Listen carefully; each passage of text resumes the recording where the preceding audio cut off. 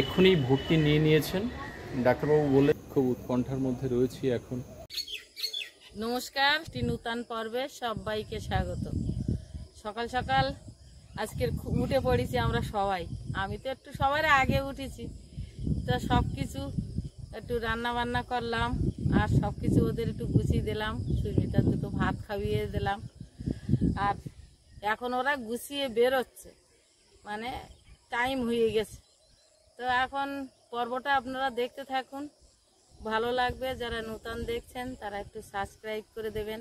রাস্তাঘাটে যাচ্ছে, তা এখন আপনারাও একটু আশীর্বাদ করবেন যাতে সুস্থভাবে বাচ্চাটা হয়ে ও বাড়িতে ফিরে আসে।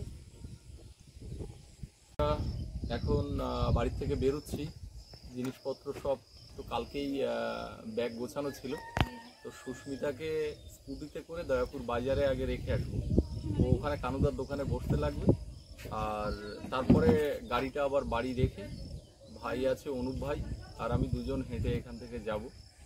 তো সকাল সকালে বের হচ্ছি, কারণ বেলা বাড়লে রৌদ্র গরম, তো দেখা যাক 11টার মধ্যে ক্যানিংয়ে পৌঁছাতে হবে। ওদিকে কাকিমা 11টার মধ্যে চলে আসবে, আর বাবুর দিদা মানে আমার শাশুড়ি মা সে দয়াপুর বাজারে আসবে, ওখান থেকে মিট হবে। তো ব্যাগপত্রগুলো নিয়ে আসি। ব্যাগ যত হালকা করবো ভাবছিলাম, কিন্তু হালকা হয়নি, যথেষ্ট ভারী। এটা দড়ি দিয়ে টানা, ডিকির মধ্যে ঢুকবে না।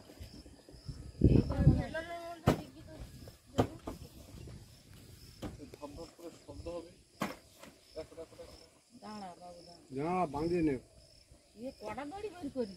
এর ভিতরে দড়িটা থাকে,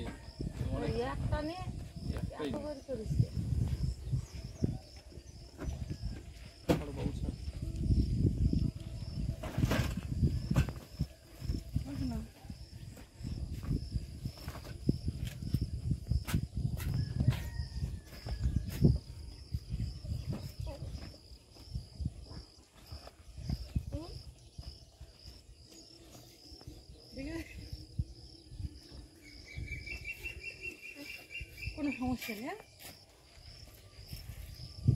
এই যে আঙুল কামড়ে দিলাম, যেখানে খুশি সেখানে যাও। ও আমার কামড়ে দিল। আচ্ছা, তাহলে আমি এগুলো রেখে আসি। 7টা বাজেনি, সৌরভের পড়াতে আসবে, পড়তে বসবে, তারপর ঠাম্মা পরীক্ষা আসতে হয়তো দাদাও চলে এসেছে। আচ্ছা, তাহলে আমি রাস্তায় উঠছি। এটা তো ফোনের ব্যাগ, এটা হাতে নিতে পারবে? এটা ফোনের ব্যাগ, আর এর মধ্যে আছে কাগজপত্র, হসপিটালের যা কিছু। আচ্ছা, তাহলে আমি উপরে উঠছি।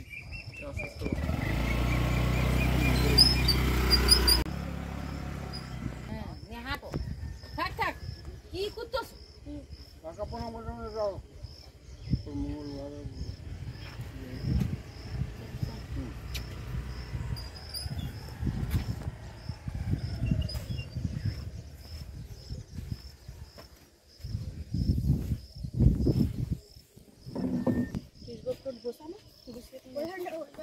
হ্যাঁ, ওই জায়গায় ঠিক আছে।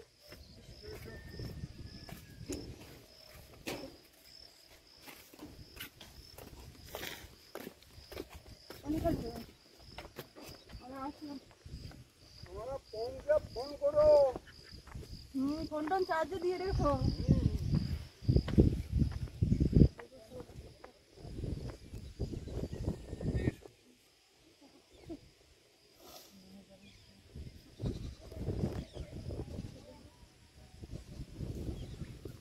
আস্তে আস্তে চালিয়ে যেতে হবে। সাবধানে। আমি বৌদিকে রেখে আসছি।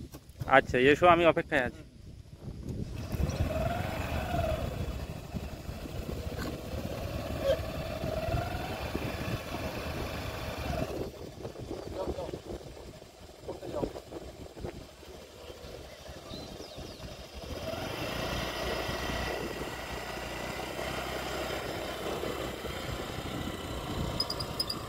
আমরা ওদিক থেকে এসে আর খেয়া পেরিয়ে টোটো করে যাচ্ছি গোসাবা পর্যন্ত।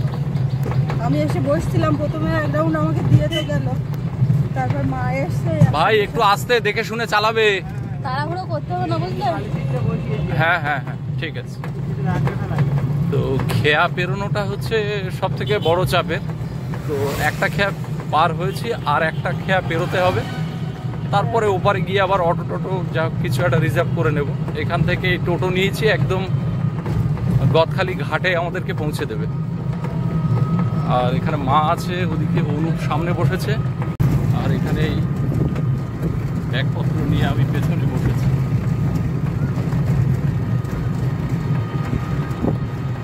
এখনো রৌদ্র তেজটা সেভাবে দেয়নি, তবে পরে কি হবে বোঝা যাচ্ছে না। আকাশ একটু মেঘলা মেঘলা হয়ে আছে। বোতল পড়ে গেছে, জলের বোতল। যাকে এই মুহূর্তে আমরা গদখালিতে পার হওয়ার জন্য ঘাটে অপেক্ষা করছি, গোসাবা জেটি ঘাট। আর এই যে পেছনে বিদ্যাধরী নদী, ওদিকে খেয়া দাঁড়িয়ে আছে। আমরা ডাইরেক্ট গদখালিতে যাওয়ার জন্য অপেক্ষা করছি। আর এইটা ওপারে যাবে, দুপার ছুঁয়ে যাবে। তো আমরা যেটা ডাইরেক্ট যাবে সেটাতে যাব বলে ওয়েট করছি। আর এই যে ভাই আছে অনুপ, আমরা দুই ভাই আছি সঙ্গে। আর কমল তো বাড়িতে আছে, মাঝখানে ও যাবে। আর ওদিক দিয়ে আরও কয়েকজন আছে। তো মোটামুটি আমরা স্ট্রং টিম আছি। এখন জয় করে ফিরতে হবে। কি দেখছো এত মন দিয়ে? ঝাঁকিগুলো, এদের কেউ ডিস্টার্ব করার লোক হয় না, ওই জন্য। হ্যাঁ, ও যে বড় বড় ওই নড়ছে ঝাঁকি মাছ। তাদের সঙ্গে যদি হ্যাঁ, বড় বড়। নদীতে হালকা ঢেউ হচ্ছে, আকাশ একদম মেঘলা হয়ে আছে। এই মেঘলা হওয়াতে আমাদের সুবিধা হচ্ছে। ডান দিকে সূর্যবেড়িয়া, চণ্ডীপুর সূর্যবেড়িয়া ডান দিকে। আর আমরা যাব সামনে বাঁ দিকে গদখালি।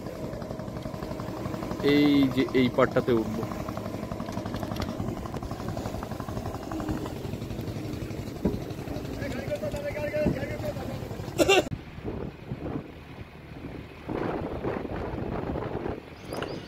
যাক, এতক্ষণে নিশ্চিন্ত হলাম। দুটো নদী খেয়া পেরোনোর যে ব্যাপার ছিল, সেই ব্যাপারটা খুব কষ্টে মেটানো গেল। আর আমরা গদখালি থেকে একটা অটো রিজার্ভ করে নিয়েছি, 650 টাকা ভাড়া নিয়েছে। আর এই রাস্তাটা খুবই ভালো, একদম হাইওয়েতে গাড়িতে উঠে গেছি মানে আমাদের আর অন্তত কোথাও নামতে হচ্ছে না। সোজা ক্যানিং সাব ডিভিশনাল হসপিটালে আমরা পৌঁছাবো। তো এখন আমাদেরকে শুধু পথের এই সময়টা অপেক্ষা করতে হবে। এর মাঝে মাঝে আবার কাকিমার সঙ্গে কথা হচ্ছে। কাকিমা ওদিকে গাড়ির থেকে নামার সময় হয়ে গেছে, এতক্ষণে বারুইপুরে কাকিমা নামবেন। আর ওখান থেকে অটো করে ক্যানিং হসপিটালে আসবেন। তো কাকিমা বলছিলেন যে সম্ভবত আমরা আগে পৌঁছে যাব হসপিটালে, কাকিমার আসতে একটু দেরি হবে। তো যাই হোক, আমরা এখন গাড়িতে যেতে থাকি, আর ওদিক দিয়ে কাকিমা আসতে থাকুক, সবার সঙ্গে মিট হয়ে যাবে।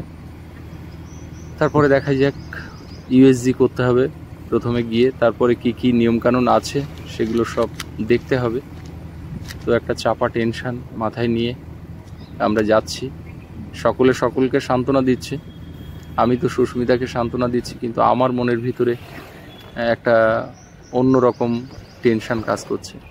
আমরা এখন ক্যানিং ব্রিজের উপরে চলে এসেছি, মাতলা সেতু। এখন মাতলা সেতু পেরিয়ে ওপারে ক্যানিংয়ের পারে যাব। আর ক্যানিং স্টেশন থেকে খুব বেশি দূরে নয় ক্যানিং হসপিটাল আমরা যেখানে যাব। তো ব্রিজটা অনেকটা দীর্ঘ, আপনারা আগেও এই ব্রিজটা দেখেছেন। আমরা এখন ব্রিজটা পার হয়ে এপারে চলে এলাম ক্যানিংয়ের পারে।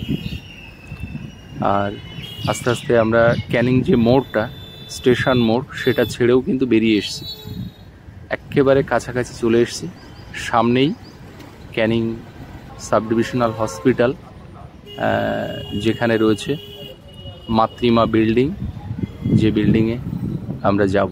এই যে সামনে এই যে বিল্ডিংটা দেখা যাচ্ছে নীল রঙের, এই বিল্ডিংটাই মাতৃমা।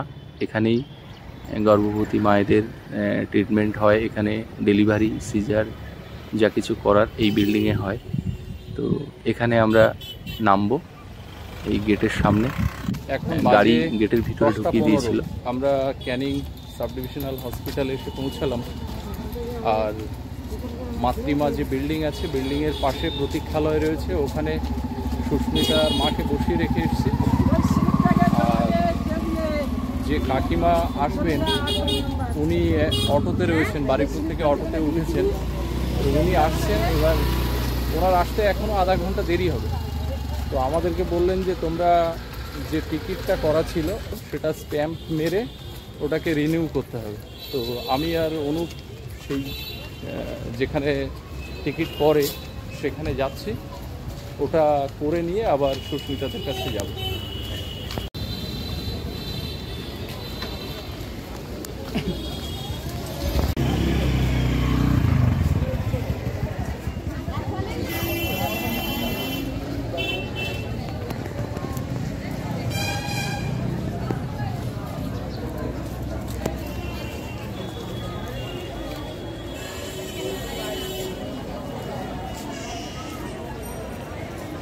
কাকিমা কিন্তু চলে এসছে, প্রায় আধা ঘন্টা হলো। আর কাকিমা এসে মোটামুটি এখানে ওখানে নিয়ে যাওয়া যা যা করার সবগুলো করছেন।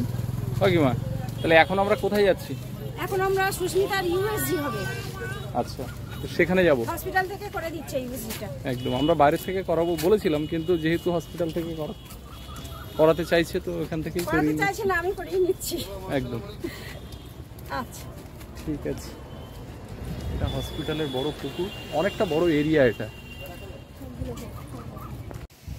হসপিটালে এসেছি অনেকক্ষণ হয়ে গেছে। আমরা এখানে যখন পৌঁছেছিলাম তখন 10:30 বাজে। আর তারপরে এখন তো প্রায় 12টা বাজতে চললো। কাকিমা এলো, কাকিমার সঙ্গে দেখা হওয়ার পরে ওখানকার যে নিয়মকানুন আছে, এখানে টিকিট করা, রিনিউ করা, তারপরে চেক আপ করা, এগুলো হয়ে গেছে। এখন ইউএসজি করতে হবে।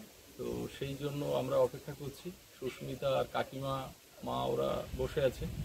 আর অনুপ ভাই আর আমি ওই মেন রোড থেকে একটুখানি একটা গলি ঢুকেছি, সেই গলির সামনে এখানে একটা ছায়া আছে, এখানে এসে দাঁড়িয়েছি। গতবার হসপিটালে এসেও আমি এরকম একটা এই গলিতে এসে দাঁড়িয়েছিলাম। এখানে বেশ ফাঁকা, নিরিবিলি, হাওয়াও আছে একটু। তো অপেক্ষা করছি। এখন বলছে 1:30 বাজবে ইউএসজি করতে, এখন সবে বাজে 12টা। বুঝতে পারছি না কতক্ষণ কি অপেক্ষা করতে হবে, কারণ এখানে একটু তাড়াতাড়ি হয়ে গেলে পরে আমরা পিয়ালির দিকে তাড়াতাড়ি যেতে পারতাম, কিন্তু সেটা হচ্ছে না। সারাদিনটা এখানেই বোধহয় কেটে যাবে। এবারে পিয়ালিতে গিয়ে সেখানে একটু পরিষ্কার পরিচ্ছন্ন করার ব্যাপার আছে। ঘরবাড়ি তো দীর্ঘদিন বসবাস না করলে যেটা হয় সেটা হয়ে আছে। তো দেখা যাক কতক্ষণ এখানে থাকতে হয়। গাছতলাতে এখন দাঁড়াচ্ছি। তো ইউএসজি হওয়া পর্যন্ত অপেক্ষা করতে হবে। ইউএসজি হয়ে গেলে সেই রিপোর্টটা আবার ডাক্তারকে দেখাতে হবে, তারপরে এখান থেকে আমরা বেরোবো। কাকিমা আমি এখানে তো বসে আছি কিছুক্ষণ, আরও কিছুক্ষণ বসে থাকতে হবে। আবার বাড়ির দিকে ফোন করলাম, সৌরভ পরীক্ষা দিতে গিয়েছে, এখনো ফেরেনি। মানে আবার আসলে ফোন করবো। সব মিলিয়ে মিশিয়ে চলছে, গল্প করছি কাকিমার সঙ্গে, সময়ও কেটে যাচ্ছে এই করতে করতে। একটু তাড়াতাড়ি হলে ওদিকে গিয়ে আবার তো গোছ গাছের ব্যাপার আছে, তো কখন যাবো জানি না। আর এরকম হসপিটালে আর সময় যায়। কাকিমাকে আজকে নিয়ে পিয়ালির বাড়িতে চলে যাবো। ডাক্তার আউটপুট শেষ করবে, তারপরে উনি নিজের হাতে ইউএসজিটা করবে, ওই জন্য হোক আর কি। টাইম দেওয়া হয়েছে। আচ্ছা সুস্মিতা, তুমি যে চেয়ারে বসে আছো এই চেয়ারগুলো কিন্তু ভালো না। আমি সার দিয়ে আছি তো বলে আমি ওখানে পড়লে ধরবো না, তা হলেও এই চেয়ারগুলো তো এর পায়া ভালো না। এই মুহূর্তে হসপিটালের বাইরে বসে আছি, হসপিটালের ভিতরে ছিলাম। কিছুক্ষণ আগে ইউএসজি রিপোর্টটা হাতে পাওয়া গেছে। রিপোর্টে রিপোর্টটা খারাপই আছে, যে কারণে দুশ্চিন্তার মধ্যে রয়েছি। তো কি হবে এখন ডাক্তারবাবুর সঙ্গে কথাবার্তা হবে কিছুক্ষণের মধ্যে। ডাক্তারবাবু যিনি রিপোর্টটা দেখে ডিসিশন নেবেন তিনি ওটি থেকে সবে বের হলেন। আর ওনার ওটি থেকে বেরিয়ে উনি একটু রেস্ট নিচ্ছেন। আর আমাদের সঙ্গে যে কাকিমা রয়েছেন তিনি ভিতরে রয়েছেন। ডাক্তারবাবু যখন ওটা দেখবেন রিপোর্টটা, তখন কথাবার্তা হবে এবং সিদ্ধান্ত হবে। বুঝতে পারছি না কি হবে। তো হয়তো যে পিয়ালি যাওয়ার আমাদের প্রোগ্রাম ছিল, পিয়ালি হয়তো নাও যেতে হতে পারে, পিয়ালি হয়তো না গিয়ে হসপিটালেই থাকতে হবে, এরকম একটা দিকে এগোচ্ছে পরিস্থিতি। তো সুস্মিতা এখন একটু ওই যে বিশ্রামাগার রয়েছে সেখানে বসেছিল, এখন ওখানে বসার জায়গাতে একটু শুয়ে রেস্ট নিচ্ছে। আর আমি ওর কাছে ছিলাম, আমি আর অনুপ ভাই, আর মা তো আছে কাছে। তো আমরা একটুখানি বাইরের দিকে এসেছি। তো দেখা যাক কী হচ্ছে। এখন মানসিকভাবে খুব চাপ হচ্ছে। তো যাই হোক, পরিস্থিতি সবটাই উপরওয়ালার উপরে ভরসা। এখন যেটা বাস্তবতা সেটা আমাদেরকে মানতে হবে। ডাক্তারবাবু যে সিদ্ধান্ত নেবেন সেই মতোভাবেই সব কিছু হবে। তো একটুখানি বলার ছিল। তারপরে কি হচ্ছে না হচ্ছে সবটাই আপনাদেরকে বলবো, সঙ্গে থাকুন। এই মুহূর্তে হসপিটালের যে বিশ্রামাগার রয়েছে, বসার জায়গা রয়েছে, সেখানে বসে আছি। আর ডাক্তারবাবুর সঙ্গে কথা হয়ে গেল, এক্ষুনি ভর্তি নিয়ে নিয়েছেন। ডাক্তারবাবু বললেন যে এক্ষুনি সিজার করাতে হবে। আর মা, কাকিমা সবাই ওরা উপরে চলে গেল, সুস্মিতাও উপরে। এখন ওকে বেডে দিয়ে দিয়েছে, বেডে আছে। তো সিজারের প্রস্তুতি চলছে। আর স্যালাইন বা ওষুধপত্র যা যা লাগবে সেগুলো কিনে এক্ষুনি পাঠিয়ে দিলাম। তো বুঝতেই পারছেন পরিস্থিতিটা কীরকম জায়গাতে এসে দাঁড়ালো। আজকে আমরা এসছি, আজকেই এরকম যে হবে সেটা আমরা বুঝে উঠতে পারিনি। তো যাই হোক, এখন উপরওয়ালা ভরসা। আর এই মুহূর্তে মনের অবস্থাটা বোঝানোর মতো ভাষা আমার নেই, বুঝতেই পারছেন সব কিছু। ভাই অনুপ আছে, ও আজকে সঙ্গে না থাকলে নিজেকে ভীষণ মানে দুর্বল মনে হতো, একা মনে হতো। তো যাই হোক, ওর সঙ্গে থাকাতে কিছুটা মানসিক সাপোর্টও দিচ্ছে। আর এই বসে আছি, আমার পাশে আরেকজন ভাই বসে আছে, ওরও ওয়াইফের আজকে সম্ভবত সিজার হবে। তার নামও সুস্মিতা। ভাই কি সুস্মিতা? সুস্মিতা রায় আর সুস্মিতা মণ্ডল দুজনই উপরে গেছে। ওর ওয়াইফ, তারও ডেলিভারি, প্রথম বাচ্চা। আচ্ছা, তো যাই হোক, লাগেজপত্র তো অনেকটাই। পিয়ালিতে যাওয়া হবে, ওখানে হয়তো 2-1 দিন থাকতে হবে, এরকম ভাবনা চিন্তা ছিল। এখন পরিস্থিতিটা অন্যদিকে মোড় নিয়েছে। তো এখন এখানে বসে আছি। এখন রাতও এখানে কাটবে, দিনও এখানে কাটবে। পিয়ালিতে আর যাওয়া হচ্ছে না। তো এখনকার পর্যন্ত এই আপডেট, এটা আপনাদের জানালাম। আর পরপর কি হচ্ছে না হচ্ছে সবটাই আপনাদের জানাবো, সঙ্গে থাকুন। এক্ষুনি সুস্মিতা ডাকলো, বললো যে তোমার সঙ্গে একটু দেখা করব বলে ফোন করলো কাকিমাকে দিয়ে। উপরে গেছিলাম, তো খুব একটু মানে মনটা খুব ভারাক্রান্ত, কান্নাকাটি করছে। আমি বললাম আজকে সোমবার, বাবা ভোলানাথের বার, চিন্তা করো না। এই যে পেছনে যে বিল্ডিং দেখা যাচ্ছে, এই বিল্ডিংয়ে ও আছে। এখন উটিতে নিয়ে গেছে। তো খুব উৎকণ্ঠার মধ্যে রয়েছি এখন। আর এই একটা জায়গাতে এসে দাঁড়িয়েছি, মানে একটা অস্থিরতা কাজ করছে। কোনো কিছু মানে বুঝতে পারছি না, জানতে পারছি না। প্রচণ্ড টেনশনের মধ্যে এখন রয়েছি। মানে কীরকম হচ্ছে আমি ঠিক বোঝাতে পারছি না। তো দেখা যাক, বাবা ভোলানাথ মাথার উপরে রয়েছেন। আপনারা এত মানুষ এতদিন ধরে প্রার্থনা করেছেন, আশীর্বাদ করেছেন, শুভেচ্ছা জানিয়েছেন। আশা করি সব কিছু ভালোভাবেই হবে, সেই আশাতেই রয়েছি বাইরে দাঁড়িয়ে। তো এখন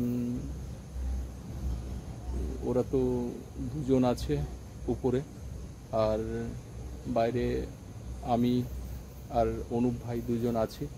ও আমাকে বারবার বলছে পলাশদা একদম টেনশন করো না, সব কিছুই ঠিক হবে। তো যাই হোক, আজকে ভিডিওটা এখানে রাখছি। তো যাই হোক, আজকে এই ভিডিওটা আমরা যখন শুরু করেছিলাম ভেবেছিলাম এটা ডায়েরিতেই যাবে, তো ডায়েরিতে দেওয়া হয়নি। কারণটা বুঝতেই পারছেন, এই পরিস্থিতির মধ্যে রয়েছে। তো এটা এই জন্যই আজকে কুকিংয়ে দেওয়া হলো। আর বিকালবেলা সন্ধ্যাবেলা ডায়েরির যে পর্ব যেটা আসে, পরবর্তী কি হচ্ছে সব খবরাখবর আপনাদেরকে জানাবো। তো আজকে আপাতত এখানেই রাখছি।